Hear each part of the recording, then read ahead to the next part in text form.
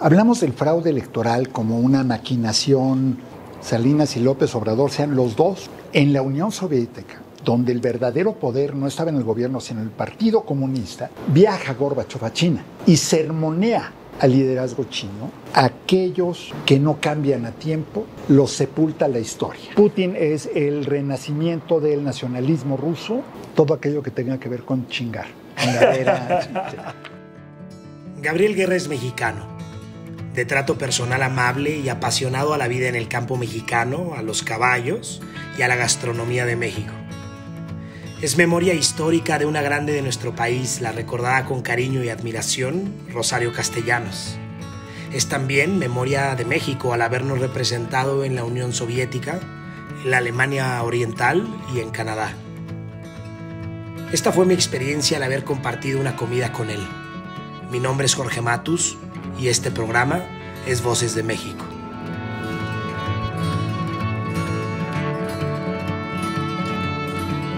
Queridos amigos de Conecta MX, bienvenidos a un nuevo episodio de Voces de México. El día de hoy nos encontramos con un mexicano que tiene una larga carrera diplomática, una larga carrera como empresario y a quien le agradecemos muchísimo que nos acompañe el día de hoy para poder analizar parte de la historia internacional y su vinculación con México, y me refiero a Gabriel Guerra. Gabriel, muchísimas gracias por acompañarnos el día de hoy. Gracias a ti por la invitación. Muy bienvenido y sean todos muy bienvenidos a este episodio. Podrán ver que ya estamos arrancando aquí con una comida mexicana. Gabriel, tú eres un distinguido aficionado a la gastronomía de México. Así es, me encanta y bueno, estoy ahorita disfrutando esta botanita muy mexicana, pero siento que a veces se nos olvida, no damos por hecho la diversidad y lo rico que es la comida mexicana. Y bueno, la verdad es que deberíamos estarlo todos los días recordando, y no hay mejor manera de recordarlo que comiéndolo. La gastronomía mexicana es uno de nuestros grandes estandartes y pues estamos justamente en Gracias Comedor, en la calle de Colima 333 de la Ciudad de México, a quien por supuesto agradecemos al lugar y que los invitamos a que lo conozcan, que nos puedan compartir qué piensan, nos den sus comentarios de este lugar, vale la pena. Y pues estamos también con un vinito mexicano, así que primero que nada, salud, Miguel Gabriel. Salud, Jorge. Muchas gracias. Muchas gracias. Y pues quisiera arrancar, Gabriel, tienes una larga trayectoria, evidentemente me gustaría empezar por el inicio. ¿Cómo fue, querido Gabriel, crecer para ti? ¿Qué sientes cuando escuchas los nombres de Rosario Castellanos, de Ricardo Guerra? ¿Qué son los primeros o cuáles son los primeros pensamientos que vienen a tu mente? Mira, cuando te toca ser hijo de figuras públicas, yo creo que desde muy chico aprendes a disociar la parte que es la figura pública, conocida, reconocida, alabada, criticada, como sea, de la parte que es tu mamá, tu papá, tu círculo cercano, inmediato, ¿no? Y luego descubres que hay un tercer círculo, que es el del entorno familiar, social, que es donde realmente te formas. Yo crecí en un entorno de mucha apertura, de mucha tolerancia, en el que los niños nos sentábamos a la mesa de los adultos y en el que no solo nos sentábamos a la mesa, sino que opinábamos. Hablábamos, no éramos... me acuerdo mucho de la anécdota aquella de Groucho Marx, que decía que hasta los 9 años él creía que su nombre era Cállate. Y no, aquí era todo lo contrario. ¿Cuál era el reto? Si opinabas, podía ser que alguien te pidiera que sustentaras tu opinión. Claro. Después, en un entorno en el que tanto mi padre como mi madre eran personas que hablaban, dialogaban, conversaban con personajes de todo tipo y de todos los sectores de la sociedad. Entonces, desde la izquierda extrema, en ese entonces casi clandestina o clandestina, hasta personas más del mundo conservador. Creo que un muy buen ejemplo es, no siendo mi madre muy creyente, Y no siendo mi padre nada creyente, mi padrino de bautizo y cercanísimo amigo de mi padre fuera un fraile jesuita, Fray Alberto Escurdia, que no fue además una cosa de compromiso, no, era amigo de mi papá. Una casa a la que lo mismo llegaba Sergio Menzarceo, obispo de Cuernavaca en ese entonces, proponente, yo diría, emblemático de la teología de la liberación. Sus críticos lo llamaban el obispón rojo, ¿no? Estaba de moda el obispón verde en ese entonces, le decían a él el obispón rojo, pero igual llegaba Mario Moya Palencia, que era secretario de Gobernación de Echeverría, claro, o el mismo Echeverría, o personajes de la izquierda que estaban muchos en activo, además, pues en los tiempos del 68 y pre y post, en fin, entonces yo diría un entorno muy plural, muy tolerante, en el que se discutía con enjundia, pero con respeto. Claro. Entonces era una cosa muy, muy curiosa, porque se podían reunir los grandes adversarios y dialogar. A ver, nadie se dejaba. Nadie le rehuía al debate duro, claro, pero había límites. Claro.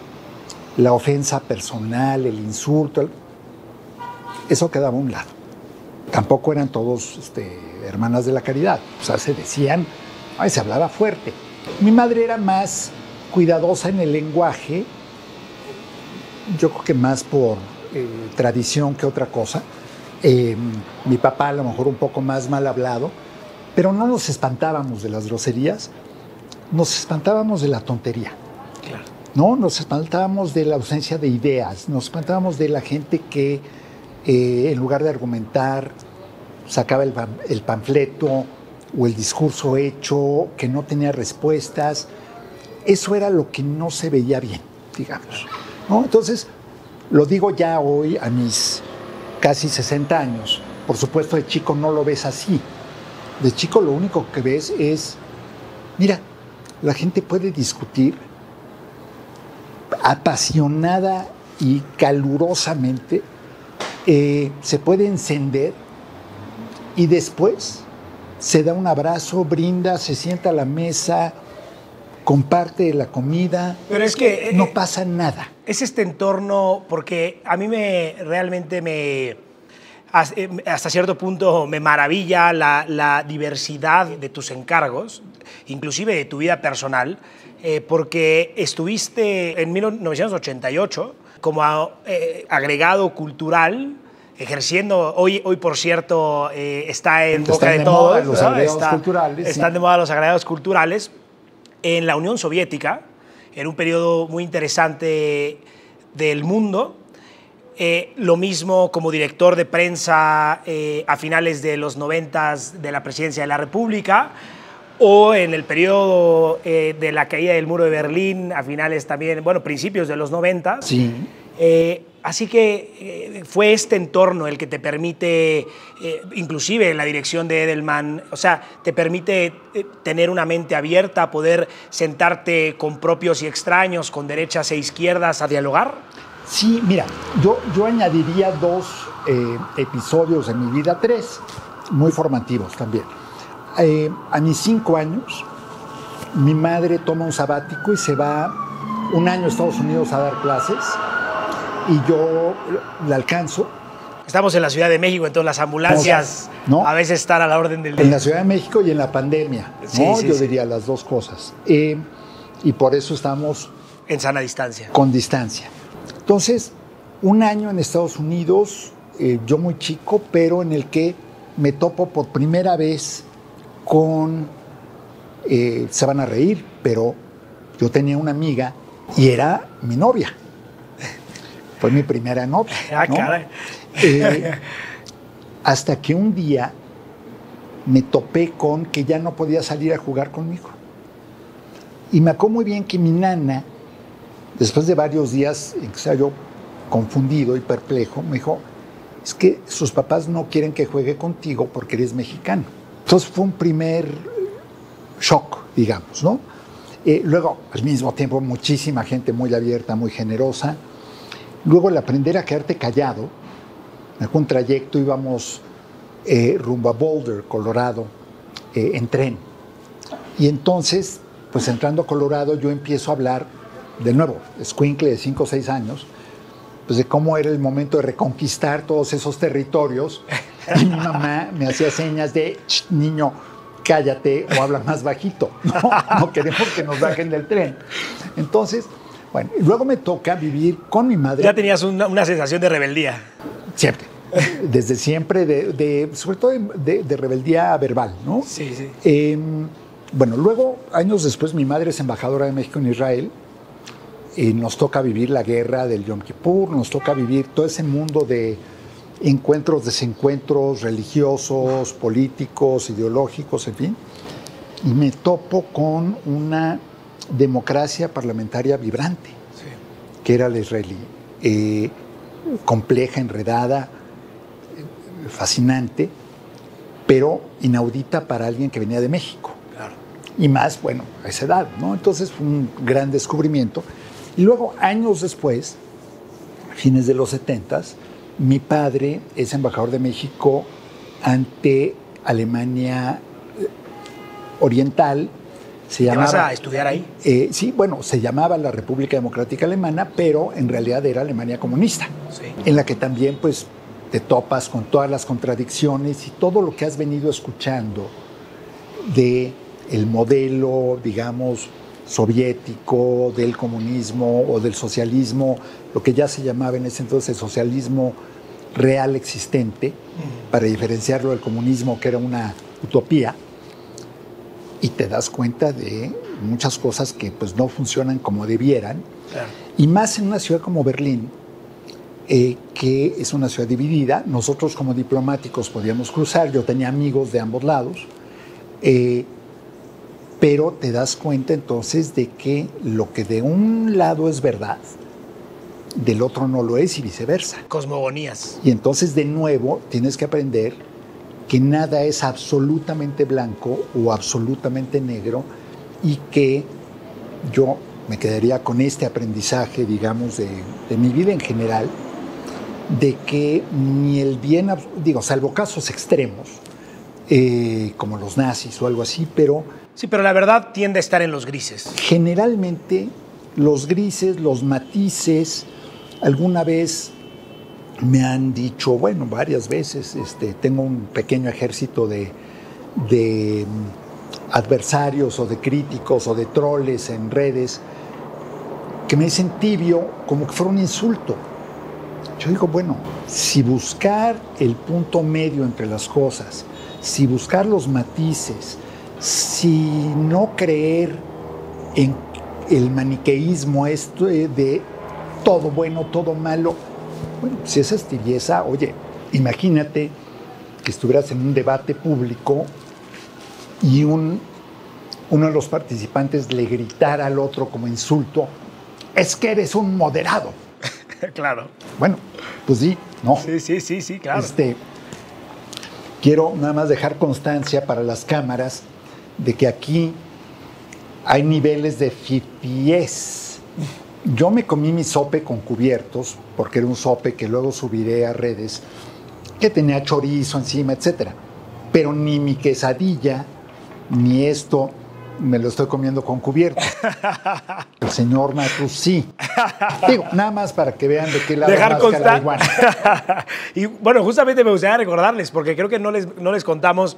Lo primero que nos comimos fue unos sopecitos con chorizo rojo, una quesadilla con hongos, de hongos y queso. Buenísimo. Y esta tetela de carne con un jugo también de carne que está muy bueno. Está espectacular. Así que provechito para aquellos que también estén comiendo, ¿no? Así es. Pues justamente es muy interesante conocer esta parte de tu crecimiento, porque evidentemente vivir en Israel, en un país que, digamos que innovó o ha innovado en muchos sentidos, obviamente como todo y como los grises tiene muchas críticas que hacerse a nivel internacional, el haber tenido la experiencia de conocer el Berlín comunista previo a la caída. Bueno, es que se da todo al mismo tiempo, eso es algo muy curioso, ¿no? Por un lado, en México, el liberalismo mexicano, Miguel de la Madrid, Carlos Salinas de Gortari, la caída del muro de Berlín y el fin de la Unión Soviética. ¿Cómo fue? Mi primera pregunta sería, llegas en un trabajo de la diplomacia cultural mexicana, y ¿cómo fue tu relación con los líderes políticos y sociales rusos del momento? ¿Cuáles fueron tus primeras sensaciones? A ver, voy a dar un poco el entorno y el contexto porque creo que es interesante. Me voy muy poco después de las elecciones de julio de 1988. Yo trabajaba en ese entonces en el PRI. Yo era secretario auxiliar del presidente del PRI en ese entonces, cuando la presidencia del PRI era casi una secretaría de Estado. Claro. Tendría yo 27 años. Y me toca vivir la debacle priista de esas elecciones, ¿no? El colapso, en fin, todo lo que fue. Bueno, tenía yo ya una invitación de uno de mis grandes maestros y mentores, Juan José Bremer, que acababa de ser designado embajador de México ante la Unión Soviética, para irme. Entonces me voy poco después de las elecciones. Yo tenía un compromiso, digamos, profesional de quedarme hasta las elecciones. Además, en un episodio de mi vida que muy poca gente conoce, yo fui candidato a diputado suplente por la Ciudad de México, a diputado federal suplente por el PRI. Y el único distrito de la Ciudad de México que ganó el PRI fue aquel porque yo contendí como suplente, y el único distrito en la Ciudad de México, y creo que en el país, en el que no hubo impugnaciones de la oposición, fue ese también. Hablamos del fraude electoral como una maquinación solamente desde las alturas. No, el fraude electoral era la cosa más cotidiana. Llegaban, claro, el día de las elecciones, y esto nadie me lo cuenta, llegaban los grupos yo decía que eran los votantes con personalidad múltiple, porque votaban en un distrito y luego se iban al de junto y luego al de junto, y casi era, díganos dónde, a qué hora y cuántas veces quiere que votemos. Y además, no sé si desde el aspecto internacional se pueda también comprobar o argumentar las razones del fraude, porque Estados Unidos, como un imperio hegemónico y sobre todo en unos momentos en los que realmente estaba ejerciendo el máximo de sus poderes, si estaba ya librando una guerra en Rusia ideológica que estaba ganando, si había logrado en los mismos años derrumbar el muro de Berlín, hasta cierto punto, si podemos analizar la forma de actuar de los imperios, hubiera sido obvio que intercediera en México para evitar la llegada de un gobierno de izquierda. ¿No te parece que se comprueba, o sería un tanto obvio? Pero mira, yo creo que... ¿O no consideras que hubo injerencia, digamos, de fuera? No creo que haya sido el caso. Primero porque lo que planteaban Cuauhtémoc y Porfirio no era la izquierda extrema, era en realidad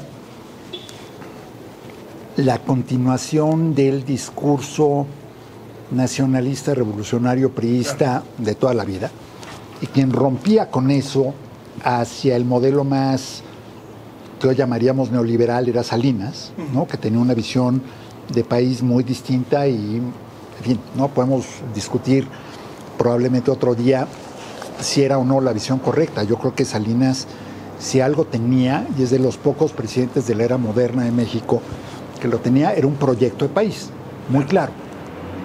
A Zedillo le tocó administrar la crisis, Fox no tenía idea de lo que estaba haciendo, a Calderón le tocó administrar pues la debacle electoral por un lado y el tema de la guerra contra el narco, en fin.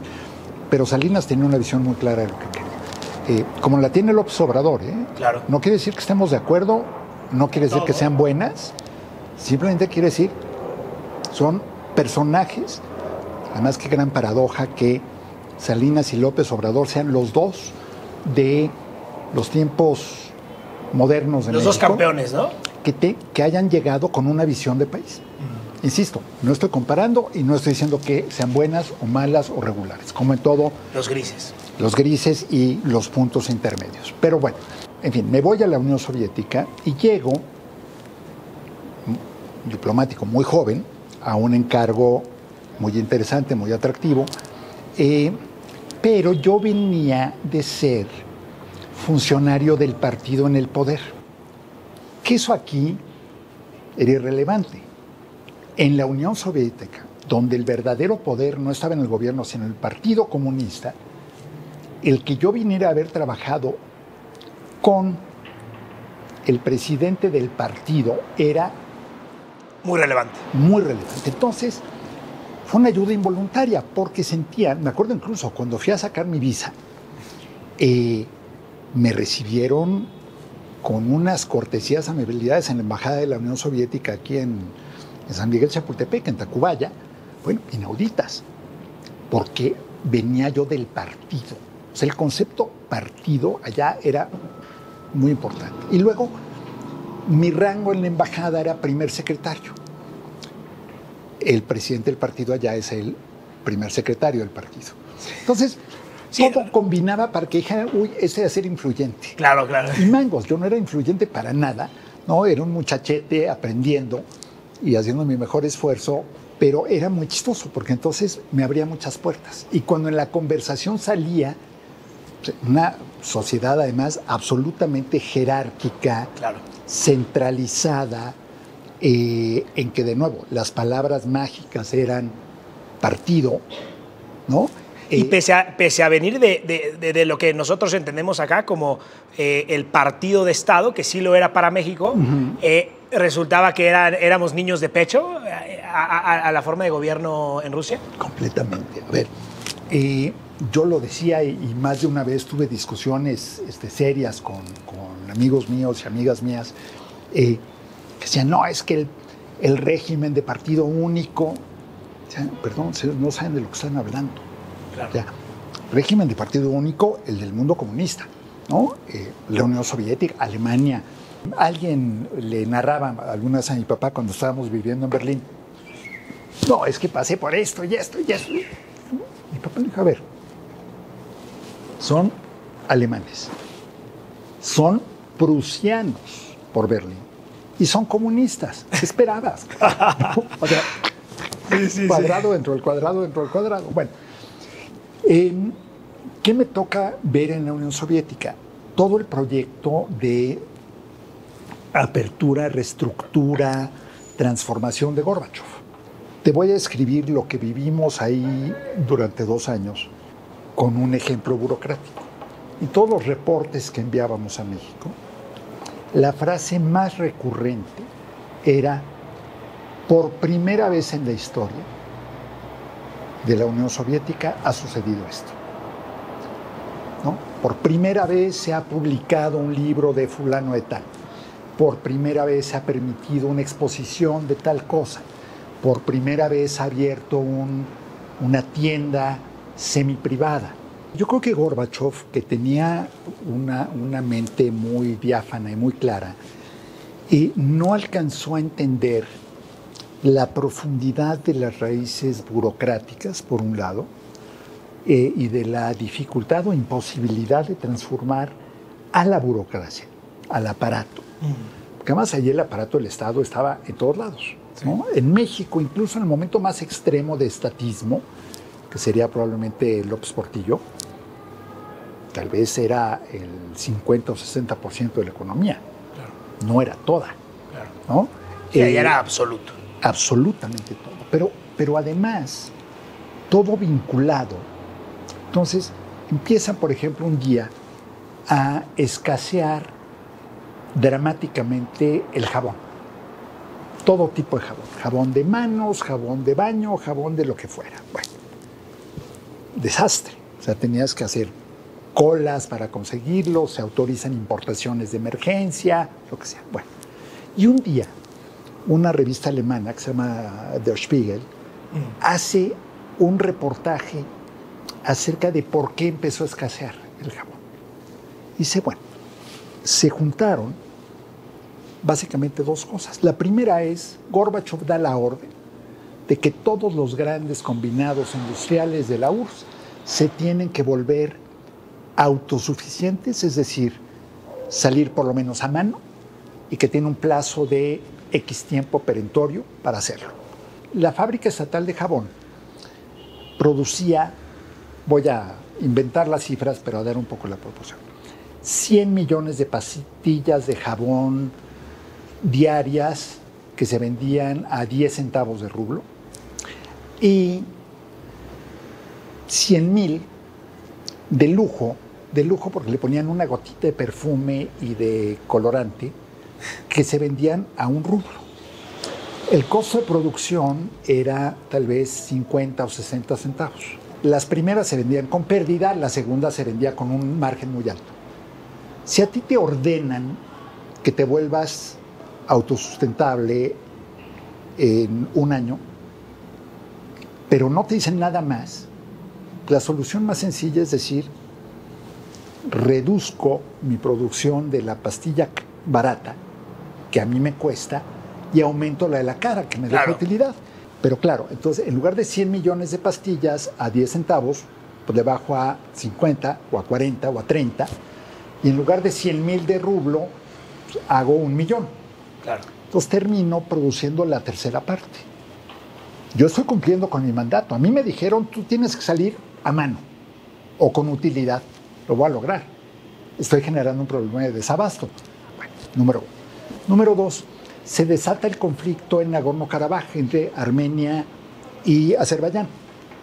Sigue hasta la fecha, ¿no? Por si alguien tiene interés en leerlo. Pero ahí estaba una fábrica que producía un componente, se me escapa en este momento el nombre, pero alguna glicerina sin la cual tú no puedes fabricar jabón. En guerra se cierra la fábrica, por lo tanto la fábrica primera, a la que ya le dijeron, oye, arregla esto y produce más, dice, pues no puedo porque no tengo insumos, porque hay guerra allá, y se cerró. Bueno, importen de la India, sí, pero a la India no le alcanza para surtir a una población de 250 millones. Bueno, eso llévalo a lo que quieras. Todo. O sea, ese ejemplo tan pedestre. Claro, te habla de lo delicado que son las líneas de ejecución de un gobierno, de producciones. Y más en un sistema tan absolutamente centralizado. Porque si a ti el día de mañana te dicen, este proveedor se cancela, sales y buscas otro. Pero creo que el enfoque de Gorbachov, que era muy interesante, porque Gorbachov era decir, abramos. Claro. Y todavía recuerdo, poco después de Tiananmen, viaja Gorbachov a China y sermonea al liderazgo chino y pronuncia una frase inolvidable. Aquellos que no cambian a tiempo, los sepulta la historia.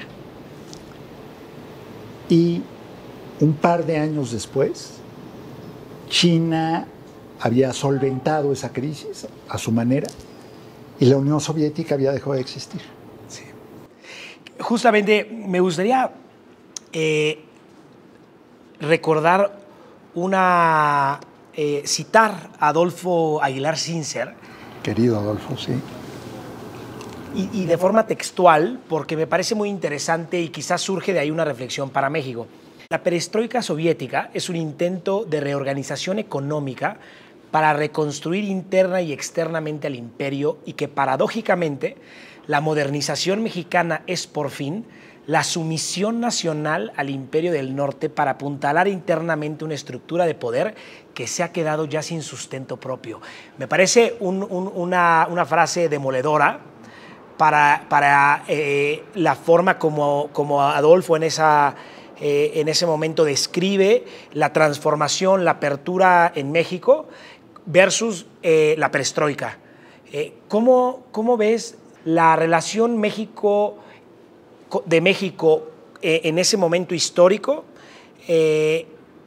hacia el mundo, con Rusia, con Alemania, con Estados Unidos, y la implementación de ese nuevo modelo que, si bien quizás podría haber tenido teóricamente buenos argumentos, quizás la ejecución, como muchas veces nos sucede, tuvo deficiencias? ¿Cómo ves a México en ese entorno con esta, digamos, sentencia de Aguilar Sincer? Mira, Adolfo, brillante, como siempre, ¿no? Adolfo, un hombre talentoso, yo lo quise mucho, lo respeté mucho y, en fin, creo que es una pena que no se le haya aprovechado mejor,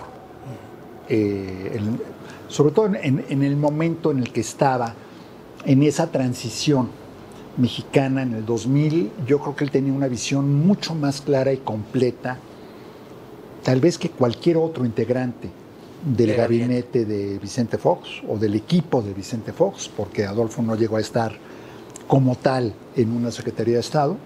Pero bueno, mira, la sentencia es muy inteligente y muy acertada.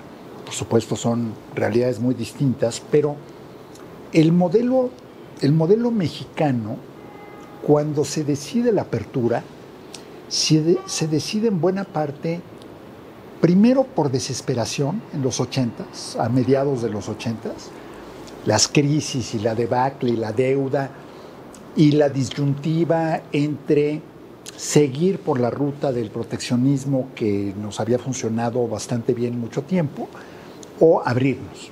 Recuerdo el debate sobre el GATT y todas estas cosas que hoy ya nos parecen anticuadísimas. Bueno, y luego, fines de los 80s, principios de los 90s, la apertura con el Tratado de Libre Comercio, que se da, yo creo, y no quiero hablar por nadie más, pero yo creo que cuando Salinas viaja a Europa por primera vez, en 90, 89, 90, se da cuenta de que todo mundo está volteando a ver al este. Todo mundo está volteando a ver la caída del muro, qué hacer con las naciones que se estaban en ese momento liberando, digamos, del bloque soviético, qué hacer con la Unión Soviética. Entonces, por un lado había preocupaciones geopolíticas y de seguridad nacional, pero por otro lado había preocupaciones e intereses económicos muy concretos. Es decir, a ver, se nos está abriendo un mercado enorme, empezando por la unificación alemana, pero, a ver, lo que era entonces Checoslovaquia, Hungría, lo que era entonces Yugoslavia, mercados enormes, claro, y posibilidades de negocio enormes, y el reto cómo integrarlos a la Unión Europea, en fin, y nadie estaba volteando a ver América Latina. Ni siquiera Brasil, que en ese entonces estaba de moda por Fernando Collor de Mello, que era un presidente nuevo y guapo, y, ¿no? Popular. México mucho menos. Y yo creo que ahí es cuando Salinas dice, tenemos que irnos por nuestro hemisferio y por donde sí nos van a hacer caso. Porque al final del día los europeos estaban consumidos en eso. Claro. Y aquí ya estaba, porque la idea original del TLC surge de Estados Unidos, de hecho, ¿no? Entonces, es decir, ok, tomémosles la palabra y saquemos lo mejor de eso.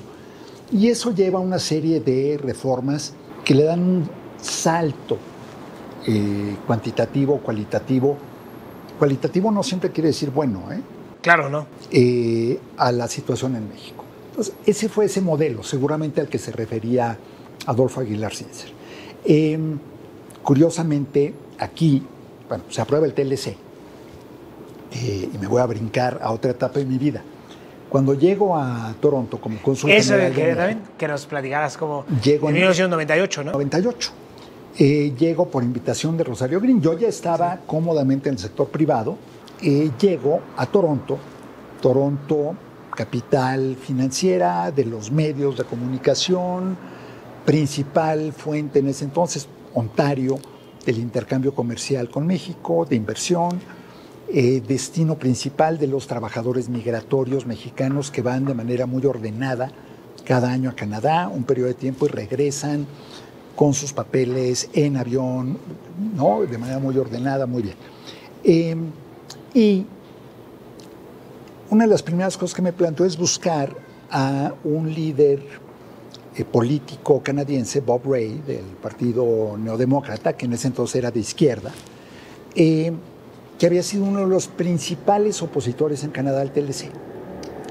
Y lo invito un día, no me acuerdo si a desayunar o a comer, y platicamos y empiezo a decirle un poco en son de paz, oiga, no, mire, quiero que sepa, pues yo estuve trabajando en la presidencia, me tocó ser promotor del TLC, pero un poco como diciendo, mire, no hay lío.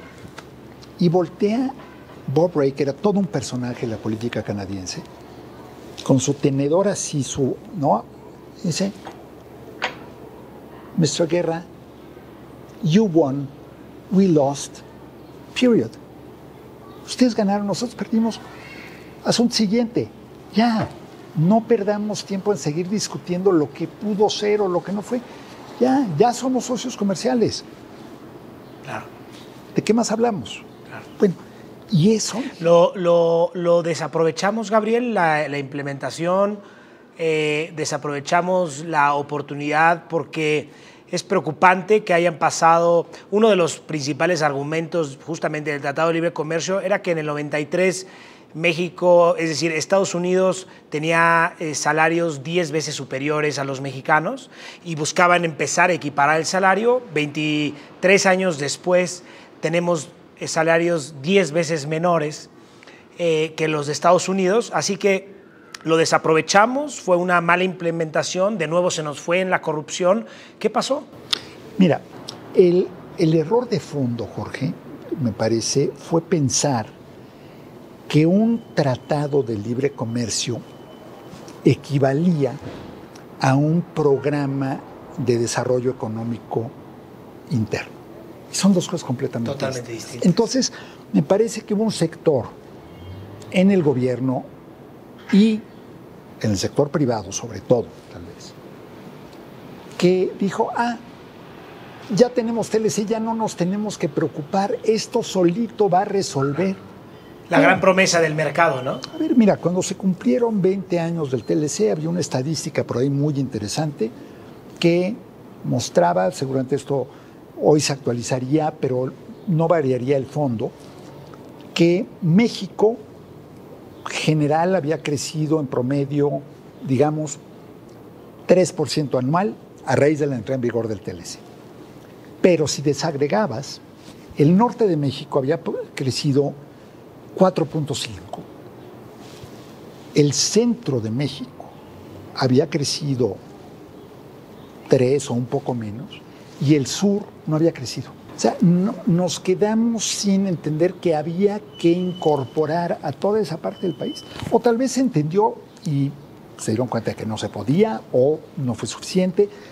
Pero el hecho concreto es que el TLC por sí solo, el libre comercio, y los demás tratados comerciales. A ver, yo creo que una función fundamental de la Secretaría de Economía, de la Cancillería, en fin, dependiendo, cada sexenio decide quién lleva el tema. A ver, sí, la apertura comercial es importantísima, y más para un país como México, fundamental. Ok, pero eso está allá. Acá tiene que estar cómo desarrollo ciertos sectores de la industria. Claro. Acá tiene que estar ¿cómo integro a partes del país que no tienen acceso a lo más elemental?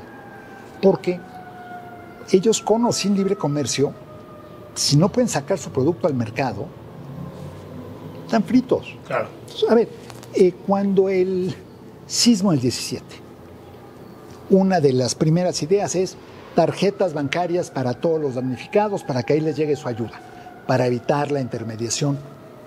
Suena brillante, ¿no? Hasta que te pones a pensar que en un montón de los lugares afectados no había bancos, claro, ni cajeros automáticos, y que si sí los había, a lo mejor se habían caído. Bueno, entonces, ¿qué hace la viejita en un pueblo en Oaxaca que tendría que viajar 2 días para llegar a un cajero automático? Le vende su tarjeta a un... van a decir que estoy copiando al presidente, a un ladino que se la compra a la tercera parte del precio. Sí, porque probablemente 30 o 40% de los municipios de México no tienen instituciones bancarias. Hubo voces en el Banco de México en 2017 que dijeron, señores, tenemos la capacidad, la posibilidad de llevar el efectivo al rincón que ustedes nos digan. El Banco de México, con las garantías adecuadas, con el apoyo del ejército, de la policía, puede... No, las tarjetas, pues sí, suena muy bien. Pues que seguimos en esta visión del México que pasamos de la visión de 30,000 pies de altura a la visión de ras de suelo, que es la del presidente López Obrador, que por un lado es muy refrescante que alguien conozca esa parte del país, porque durante mucho tiempo no era así, pero por otro lado, a ras de suelo no tienes perspectiva. Entonces nos fuimos de un extremo al otro. Ahí vendría entonces esta pregunta, porque precisamente, bueno, desde el TLC le suceden 4 gobiernos. Habría que encontrar en ese tono de grises los positivos. Me parece que los negativos son muy claros, el resultado en materia de pobreza, desigualdad. Si bien se generó riqueza en México, se nos fue a unas manos, se nos fue en corrupción. Sí. Los gobiernos de Vicente Fox, de Felipe Calderón, que representaban, digamos, el cambio, pues prácticamente fue un poco más de lo mismo. Se continuó con una misma estrategia que quizás terminó por no funcionar. Se nos vino una guerra contra el narcotráfico, donde pues hasta la fecha la seguimos pagando. Me parece del 2007 al 2018 se triplicaron los homicidios dolosos en México. Felipe Calderón entra con 10,000 homicidios por año. Peña Nieto entrega con 33,000 homicidios por año. Realmente es una catástrofe humanitaria lo que México vivió. Y de repente llega esto, justo que nos comentabas, ¿no? Como decir, el modelo que implementa Salinas de Gortari, un presidente que tenía un modelo, una visión de país, sí. Y de repente hasta un nuevo modelo, alguien que tiene otra visión de país distinta. Para ti, personalmente, ¿qué significó la llegada de Andrés Manuel López Obrador el 3 de julio del 2018? ¿En qué pensabas? Mira, pensaba primero en que habíamos llegado a un nivel ya de descomposición, de tensión, de crispación como país, que la única salida viable, pacífica para ese país, el México del 2018, era el triunfo de alguien como López Obrador. Entonces, yo respiré aliviado. ¿Por qué? Porque más allá de mis cercanías personales o no, de mis amistades personales o no, de mi preferencia o no por un candidato o un partido, yo percibía que estábamos ya en un nivel de tensión de la liga que se podía romper en cualquier momento. Y probablemente el mejor ejemplo de qué pasa cuando la liga se va estirando y nadie cambia nada de fondo, está en Chile. López Obrador, y esto de nuevo, desde un escritorio en Nueva York o en Sao Paulo o en Santa Fe, tal vez no se aprecie del todo, pero el que un 50-60% de la población del país sienta algún tipo de identificación, empatía con el presidente y se vea un poco más reflejada en el presidente que lo que era antes, yo creo que es muy importante en términos de oxígeno, ¿no? Eso era un Olla Express. Claro. Un Olla Express que tenía de alguna manera que irse pues desfogando. Bueno, y sigo pensando que la vía democrática es la única correcta y adecuada para estas cosas, y creo que, bueno, cuando no se usan adecuadamente las vías democráticas o cuando no existen alternativas, es cuando llegan los dramas, ¿no? Pienso en Chile, pienso en Venezuela, pienso en muchos países en donde la alternancia era de papel, que un poco fue en México también, sí, claro. Porque al final del día, por las razones que sea, Fox decidió no romper con el viejo régimen, y Calderón, por las razones que sea, se enfocó más en otras cosas y no en que tal vez para cuando llegó Calderón ya esa ruptura era imposible.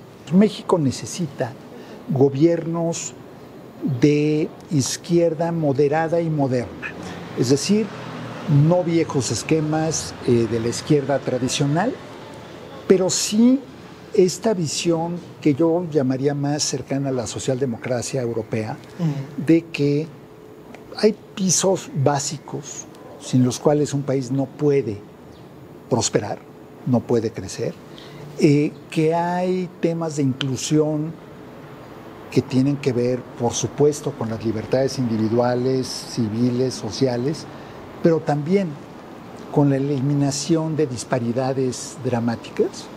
Yo, por un lado, creo profundamente en la meritocracia, pero por otro lado, creo que el piso parejo, ¿no? Tiene que haber un punto de arranque parejo. Cierto. Y eso es algo que en un país con las desigualdades de México no existe. Y justamente en esa parte de los grises o de abonar al diálogo, si pudieras decirnos 3 aspectos positivos del gobierno de Andrés Manuel o 3 políticas públicas, 3 proyectos de desarrollo, 3 visiones de Estado que te gusten, que apoyes, que consideres que son trascendentales y quizás 3 que te parezcan riesgosas, que no te gusten o que te parezcan las fundamentales de decir, ok, línea roja, ¿cuáles serían? Mira, yo creo que, en primer lugar, me gusta, sé que es perfectible, pero me gusta esta idea de las transferencias directas. Programas sociales. De programas sociales. ¿Por qué? Primero porque eliminas burocracia, eliminas filtros y eliminas corrupción. Claro. Rango constitucional. Sería muy interesante un día ponernos a ver cuántas fortunas no se hicieron. Olvídate de la corrupción per se. ¿Cuántas fortunas no se hicieron al amparo de proyectos como los comedores populares o los desayunos infantiles? Bueno, eso me gusta. Y me parece que quienes lo critican, yo nada más les recordaría que una de las propuestas centrales de Ricardo Anaya era el ingreso básico universal, sí, que era lo mismo pero para todos. ¿Por qué no me gustaba? Y lo critiqué mucho durante la campaña, porque a mí me parecería perverso, Jorge, que a ti o a mí nos llegara un ingreso básico universal cuando evidentemente no lo necesitamos. Todo el mundo diría, ay, no, sí, claro que lo necesito. No, a ver, hay quienes sí lo necesitan. Primero la necesidad más básica. Bueno, creo que además tiene un impacto que no se ha medido aún, o no se ha medido aún lo suficiente en el consumo. Claro. Tiene un impacto en la autoestima, en fin, rompe un montón de cadenas y de subserviencias y de subordinaciones que son además patológicas. Bueno, eso me gusta. Me gusta aunque tal vez ha sido draconiana, la disciplina fiscal presupuestal. Me parece muy importante. ¿Por qué? Porque tal vez mi principal preocupación era, a mí no me preocupaba volvernos Cuba, Venezuela o algo así, porque no, pero sí me preocupaba mucho que un nuevo gobierno dijera, prendamos la maquinita para sostener billetes, todos los programas sociales, vamos deuda. La típica de los... La que ya vivimos muchas veces, ¿no? Gasto público desatado, déficit, deuda, y no inflación. Y no ha sucedido. Bueno, creo que lo que llaman los economistas los fundamentals de la economía están ahí, bien. La visión, digamos, que tiene López Obrador de que el presidente debe estar más en contacto con la realidad, que eso lo puedes... Hay muchos ejemplos, no todos bien logrados. Sus giras son un buen ejemplo. Que viaje en avión comercial, me parece muy sensato. ¿Cuántas veces en el pasado no estábamos en el aeropuerto o en algún lugar decíamos, Dios santo, que el secretario de comunicaciones, yo olvídate del presidente, sí. ¿No? Que el director de Capufe pase por aquí un día y vea los baches de la carretera y haga la fila, que no le abran un carril especial, que haga 25 minutos de fila en el carril exclusivo llave porque no sirve. Claro. Bueno, la humanización del poder, ¿no? Esa parte, digamos, pero tratar de darle la vuelta a los múltiples poblados Potiemkin que te va atendiendo la burocracia a tu alrededor. Claro. Para quien no conozca esta referencia, Potiemkin era un ministro de la Rusia zarista que se especializaba en construir pequeñas poblaciones para que al paso por el tren el zar viera pueblos muy bonitos, impecables, pintaditos, y eran solamente fachadas. Bueno, y en México durante mucho tiempo ha sido así. Las mañaneras, muy mal ejecutadas, pero como ejercicio, como concepto, me parece muy importante. ¿Qué no me gusta? Lo más grave de todo, a mi juicio, es esta parte combativa, peleonera, denostatoria del presidente, de sus críticos, de quienes opinan diferente, de los medios de comunicación, porque el tema no es que tenga razón o no. El tema tampoco es que deba o no tener derecho de réplica. El tema es que es el presidente de la República. La palabra del presidente de la República tiene un impacto, una reverberación que no tiene ninguna otra. No la tiene la portada del Reforma, no la tiene la portada del Proceso, no la tiene el noticiero más visto, porque es el presidente. Y es su país con cultura presidencialista. Por eso estamos tan obsesionados. ¿Y tendría derecho? Es decir, ¿tendría derecho y el problema está en la forma o está en el fondo? Yo creo que está en las dos cosas, porque si tú partes de que él es el presidente de todos los mexicanos, como es, claro, digo, habrá algún fanático por ahí que diga, no, ese es mi presidente. Perdón, ¿no? Yo creo que pernicioso para la figura presidencial, para la institución de la presidencia, que el presidente esté en campaña permanente de ataque, de acoso a sus críticos. Creo que también al mismo tiempo el acoso se queda principal y primordialmente en lo retórico, pero eso no le quita lo grave.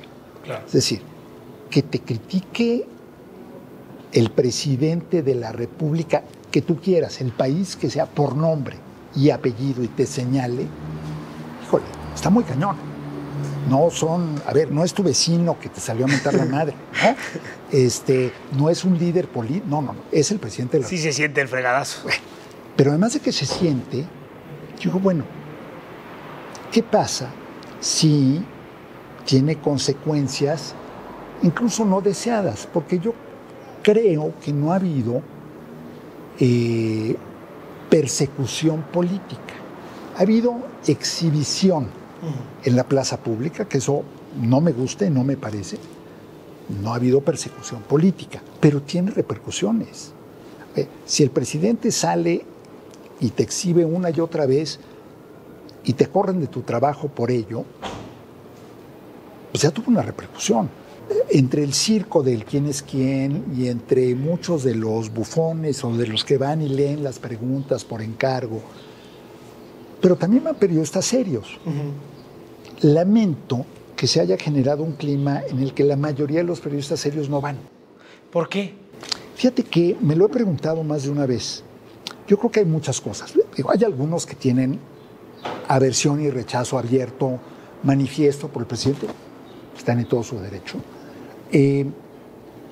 Creo que aún así se beneficiarían de poder ir y encarar y preguntar y cuestionar. Pero yo creo que hay una parte también de decir, híjole, yo no sé hasta dónde, porque a ver, si el presidente en mi ausencia se lanza así, pues si voy, quién sabe qué va a pasar, ¿no? Y quién sabe qué va a pasar con los que están alrededor. Puede haber algo de eso. Yo creo que todo mundo se beneficiaría. El periodismo, los periodistas y el mismo presidente de la República. Seguramente, si hubiese sido menos radical eso y si su estrategia de comunicación, él comunica muy bien a su público y probablemente necesita quien le recuerde que le conviene comunicar a otros públicos. ¿Por qué le fue tan bien en el 18? Sí por el hartazgo, pero también porque muchos vieron un tono más conciliador, sí, más suave, más incluyente. Que ay, mira, ahí está Romo, está Tatiana Cloutier, sí, ahí está, ¿no? O sea, nos podemos vivir con ellos, claro, ¿no? No todos sí, había bilingües como ellos, como Esteban Moctezuma, ¿no? Sí, bilingües en el sentido no del inglés, bilingües en el sentido de, me refiero al, de poder al sentido político. Exacto, bueno, no es muy buena esa expresión. Entonces, eso me parece lo más grave, porque además empata con esta otra parte, que me preocupa muchísimo también, de la polarización, del rechazo, del maniqueísmo y del nivel de discurso en el que estamos, y de esta parte en la que, pues bueno, la moderación se ve como una traición a la patria. En este tema de la polarización, ¿no deberíamos como sociedad de salirnos del culto a la personalidad para que nuestros debates sean más acerca de las políticas públicas? Por supuesto, pero tendríamos que salirnos de entrada de este mito de que las únicas posiciones que valen la pena son las extremas. Claro. Bueno, un país con los niveles de complejidad que tiene México no puede darse ese lujo. Solo puedes, a un país, a una sociedad tan profundamente escéptica como la mexicana, escéptica porque como... escéptica por experiencia, ¿no? La burra no era escéptica. Exacto. ¿No? Diría el dicho. Bueno, y creo, por último, que en el círculo del presidente hay quienes contribuyen o alimentan esta visión de que toda crítica es ataque y de que todo ataque es deseo de librarse de él. Y no es, digo, las hay, por supuesto. Claro, existen. Y yo creo que eso está inhibiendo el debate público, está dificultando el diálogo y la conversación inteligente y está facilitando una narrativa que me parece simplista y que me parece exagerada de la ruta al autoritarismo y a la dictadura. Con esa, mi querido Gabriel, nos vamos a una pausa comercial para regresar con los periodicazos, ¿te parece? Claro que sí. Amigos, no se pierdan los periodicazos.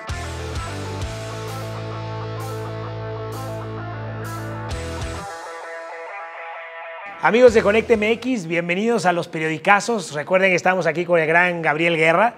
Así que, mi querido Gabriel, estamos en esta sección en la que nos vas a ayudar a escoger 7 de 14 periodicazos. Están numerados del 1 al 14. Así es que del 1 al 14 dime un número. Te voy a decir el 5. El 5. Vamos a ver. De la revista Time. 22 de enero del 2001. El ascenso de Vladimir Putin a Rusia. ¿Qué significó para Rusia y para el mundo? Bueno, primero te voy a decir una cosa sobre Time, y es que si Time tuviera la capacidad de análisis que con la calidad que tienen sus diseñadores de portadas, sería la mejor revista del mundo. Porque tiene grandes portadas. Sí, bueno, segundo, Putin es el renacimiento del nacionalismo ruso, de la visión de la Rusia imperial, no como imperio de los zares, sino de Rusia imperialista, de Rusia potencia regional, mundial, global, y del orgullo ruso. Un gran personaje del siglo XXI. Gran personaje. Siguiente número, mi querido Gabriel. 13. 13. Nos está agarrando aquí la lluvia, pero bueno, The Maine, Bretton Woods, mi querido Gabriel, julio de 1945, un cambio de modelo económico. El final de la guerra. Cambio de paradigma geopolítico, económico, un nuevo modelo que dura décadas y que, como todos los grandes modelos económicos, no se da cuenta de cuándo terminó de servir. ¿La pandemia termina por aniquilarlo? Yo creo que ya estaba en etapa terminal y yo creo que la pandemia simplemente le da el último empujoncito. Jaque mate. Jaque mate. Otro número. 3. El número 3. Me siento un poco, ¿te acuerdas de Maruja y el video de... Maruja, la del teléfono. Sí, Del 1 al 5. Gorbachev. Mira, creo que, bueno, por un lado, de nuevo, esta visión del mundo que expresa también en sus portadas Time, esta esperanza que generó Gorbachev en el mundo también, de un modelo distinto, de una posibilidad de cambio malogrado al final, un proyecto malogrado, y que yo creo que en ese momento no alcanzaba todavía a percibir nadie, incluido Time, por supuesto, la profundidad de ideas y la capacidad disruptiva que traía Gorbachev. Otro número. Vámonos con el 7. El 7, también dicen por ahí de la suerte. Este es del Daily Mail. 30 de abril de 1975, la retirada de Vietnam, y me gustaría unirlo a la retirada de Afganistán. Primera gran derrota de la superpotencia, primer gran fracaso militar, de política exterior, pero también de credibilidad hacia adentro, porque no podemos desvincular la derrota de Vietnam con el escándalo de los documentos del Pentágono que publica el Washington Post y que termina siendo la tumba de Richard Nixon, así que muy bien expresado The End, y debo decir, menos caótico, menos desorganizado, menos desastroso eso que la salida de Afganistán ahora. Parece que Biden perdió 8 puntos porcentuales de aprobación en unos días. Más los que le faltan. Otro número, mi querido Gabriel. Vamos con el 4. El 4. Aquí lo malo va a ser cuando se empiecen a olvidar los que ya, los que ya pasaron, entonces ¿verdad? sí va a ser como Maruja. The Irish Times. El asesinato de Kennedy. El asesinato de Kennedy es el asesinato de un símbolo, de un ícono, de un sueño. Es la primera confrontación de Estados Unidos con el drama de la violencia y posiblemente también en esa muerte trágica, fatídica, el nacimiento de una de las presidencias breves más importantes en la historia de Estados Unidos, que es la de Johnson. Porque Johnson lanza una serie de políticas sociales y de inclusión racial importantísimas, pero el drama que hasta la fecha persiste y que nunca se verá igualado. En ningún otro magnicidio veremos, y mira que hemos tenido aquí algunos que nos han tocado muy cerca, todo lo que simbolizaba Kennedy, de cambio generacional, de ruptura con el viejo establishment del poder, todo lo que simbolizaba de alguna manera Nixon, ahí se acabó. ¿Fuente Ovejuna? ¿Lo mataron todos?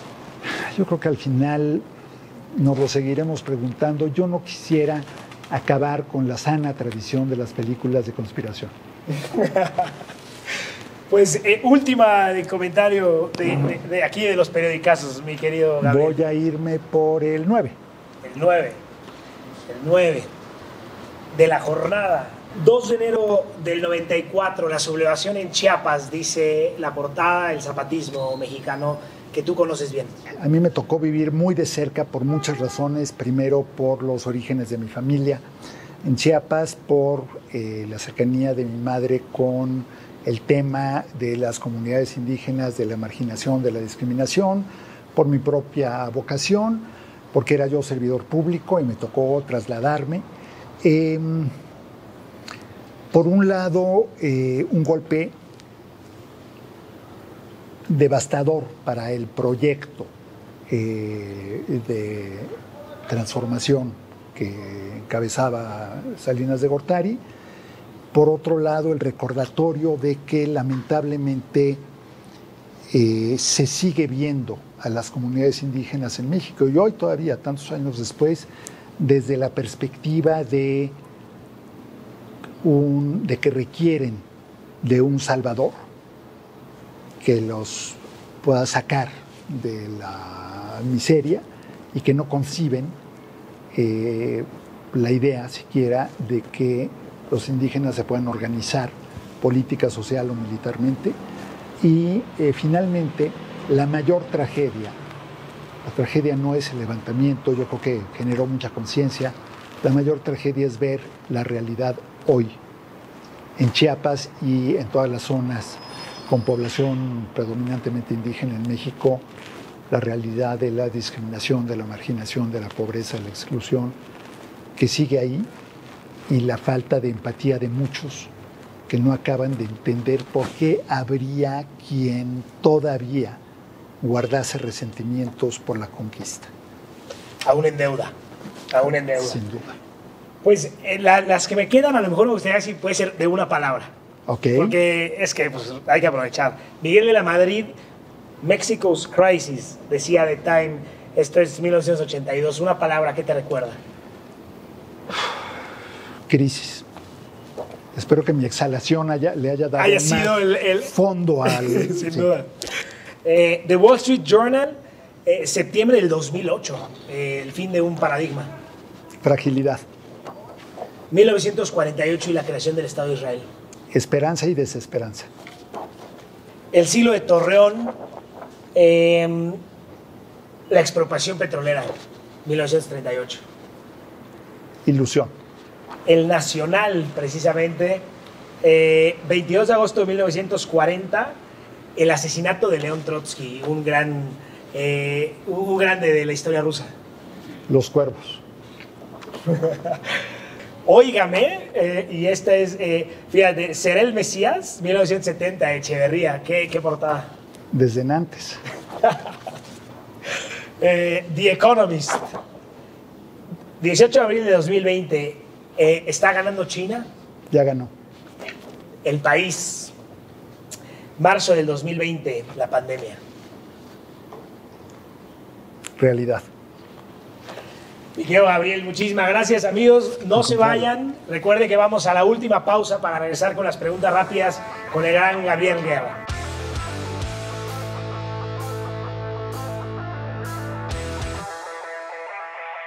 La primera pregunta rápida sería: ¿mejor y peor presidente en la historia de México? Mejor no ha llegado. Peor, Santana. ¿Color de mole favorito? Negro. ¿Región gastronómica de México predilecta? Yucatán. ¿Grosería favorita? Todo aquello que tenga que ver con chingar. Chingadera. Sí. Es muy amplio, ¿no? Sí. Si pudieras invitar a cenar a alguna persona viva o muerta para tener una larga conversación, ¿a quién sería?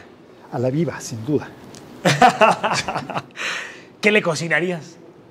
Le cocinaría tostadas de venado, papazules con cochinita pibil y le daría después relleno negro. ¿Cuál sería tu libro favorito? Las memorias de Adriano. Recomendación para todas las personas que vean este programa. Yursenar. Artista de cualquier tipo de expresión, artista mexicano favorito o mexicana. Híjole, es que es... Sí, yo sé. O dos. Yo diría Leonora Carrington y diría Óscar Chávez. Finalmente, mi querido Gabriel, ¿a quién invitarías aquí a este programa Voces de México? Volviendo a la comida o cena con alguien vivo o muerto, a Carlos Monsiváis. Uy, si viviera, sí. Haznos el favor. Pues, mi querido Gabriel, de verdad que quiero agradecerte muchísimo. No, hombre, a ustedes. Yo agradezco, de forma personal, agradezco tu voz, tu mesura, tu objetividad, porque me parece que estamos viviendo en un momento, antes del programa quizá lo platicábamos, riesgoso, en donde la sociedad mexicana necesitamos dialogar más, necesitamos quizás pasar de este aspecto negativo de la tibieza que mencionabas al principio, sí, a convertirlo en una virtud. Yo así lo veo en ti, lo veo en la forma como te expresas en redes sociales, y me parece muy importante que sigas por ahí dando lata. Muchas gracias. Por más que traigas bots o agresiones, que permanezcas vigente, que permanezcas en redes, tu voz nos hace falta. Así que agradezco tu disposición en un año tan complicado, en momentos que han sido difíciles para ti, personales, la pandemia, tu propia cirugía. Sí. De verdad que creo que todo el equipo de Conecta MX estamos muy agradecidos contigo porque hayas podido venir y pues espero que a la gente le haya resultado tan inspiradora como a mí. Muchas gracias, Jorge, muchas gracias a todos, muchas gracias a los que nos vean, y pues a seguir platicando. Al final, este país lo que necesita es muchas más conversaciones. Sin duda alguna. Sigamos conversando, sigamos en Voces de México. Muchas gracias y felicidades por este proyecto. Muchísimas gracias, Gabriel. Y amigos, gracias de verdad, gracias por acompañarnos en una nueva emisión de Voces de México. Estén al pendiente, estemos en comunicación y les mandamos un fuerte abrazo. Hasta la próxima.